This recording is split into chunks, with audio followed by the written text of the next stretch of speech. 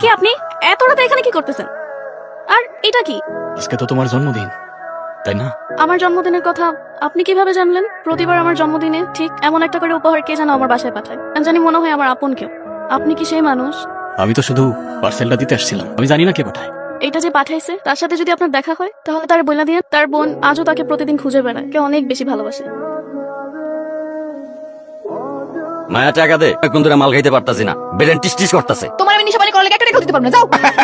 নীতি কথা ইচ্ছস না? বাড়ির মাইয়া বাজারে এসে দোকান খুললা চা ব্যস্ত পর পুরুষের সামনে, তোর চরিত্র আমি খুব ভালো করে জানি। আব্বা কথাবার্তা সাবধানে কইও কিন্তু। আমি বুঝি না তোর বিয়া দিতে চাই, তুই বিয়া করস না, তোর তো বিয়া ভালো লাগবো না, পর পুরুষের লগে ঢলাঢলি ভালো লাগবো। এই দোকান তো তোর হইলো সাইনবোর্ড, তোর আসল ব্যবসা তো অন্য কিছু। আব্বা এই কিসের আব্বা? ন্যাকামি করস না? ন্যাকামি। সব হিসাব তো ক্লিয়ার হয়ে গেছে, এখানে বিচার বসার তো কোনো মানে দেখি না আমি। এই তুই কালো কি কস? তুই চিনস? হ্যাঁ, তোর মালিক? আমার মালিক এক আল্লাহ, দ্বিতীয় কোনো মালিক এই জমিনে পয়দা হয় নাই আর হবে না। এই রংবাজি করস, কলিজা কত বড় রে? ভাইজান, আর আমি আপনার কাছে মাপ চাইতেছি। ওই ছোট মানুষ ভুল করে বলাইছে, আরে মাফ করে দেন ভাইজান। দালালি করতে ইসস, তোর জন্যই সব জ্ঞানজাম। আজকে তোরেই মারমু, এই মাটিতে তোরে পুত্তা। না ভাইজান, মাফ করে দেন ভাইজান। এই সোমান ভাই, বাহ, আমারে মারবি তুই?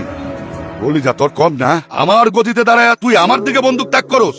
চাচার কোনো দোষ নাই, আপনি পিস্তলটা নামান, আমি কিছু করবো না। আমারে মারবি? কালাগুলি সাহস থাকলে টিকার চাপ, আর না হইলে আমি ওরে মেরে ফেলব।